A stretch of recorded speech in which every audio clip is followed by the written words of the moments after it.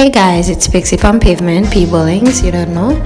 Just to let you know, I'm gonna do something a little different, DIY hairstyles. So we're doing faux locks today.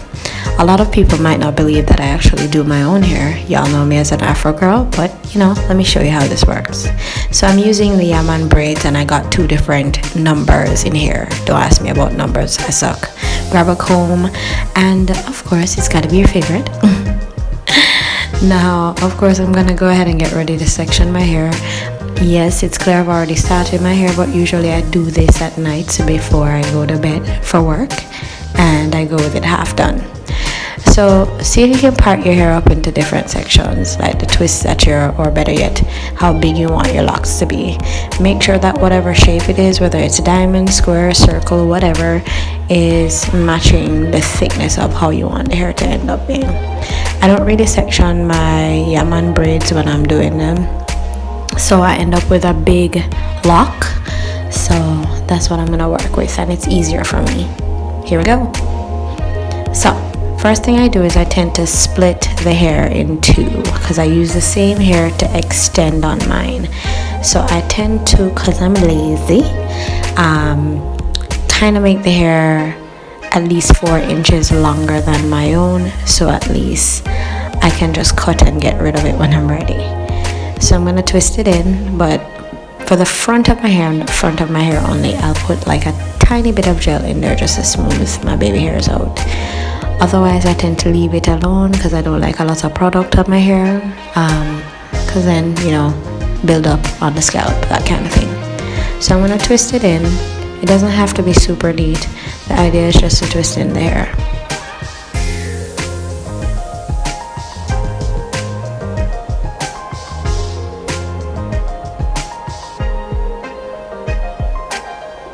Now what you're looking at is the end, or better yet, where my hair ends. So I'm going to twist it a little further from there, and then I kind of just quit from there. You don't have to twist it all the way out to the end. That's something I learned later in life. Now I don't remember what this is called, please don't hold me to it. It's that knitting thing. Anyway, you're gonna go ahead and find the broader end of the hair, hook it and lock it into our piece of equipment and drag it through. Now after you do that, just pull out and leave a little bit of the end out, and we're gonna wrap.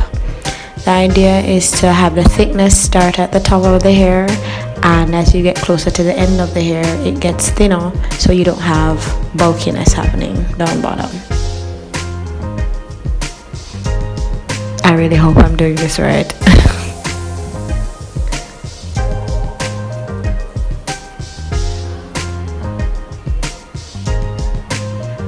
So what I tend to do is I have a little special trick that keeps the hair from unraveling. So I create another little piece or a little section that I kind of use to create not an actual knot, but somewhat of a knot. It stops the hair from unraveling too quickly, because sometimes you'll do these twists or do these locks, and when you seal them at the end, because there's nothing to hold them within the center, they start to unravel.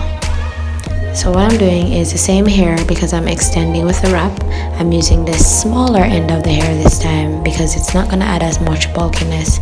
You want to keep the hair as smooth and as even as you possibly can, so it doesn't look like you got rocks in your locks.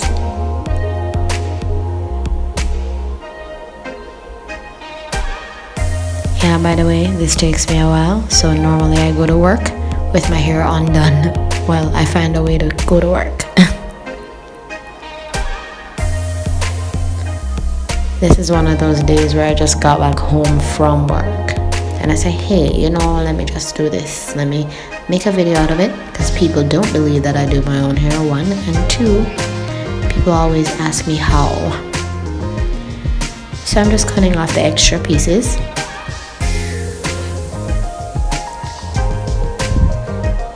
Because what I would have done was to measure the hair to the length I wanted.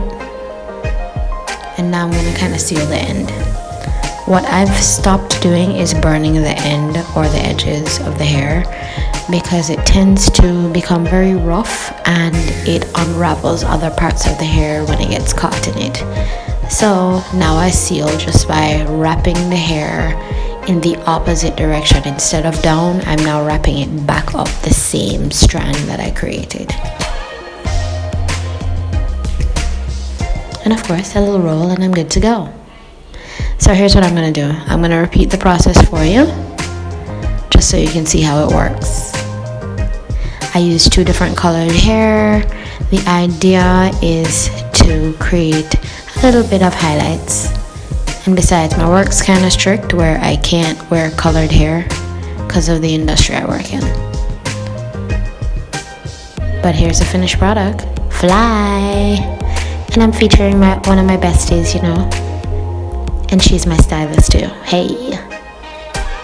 Thanks for watching, guys. Hope you like it. Follow me on Instagram and go ahead, like, subscribe on YouTube. And it's all about Pixie Pavement.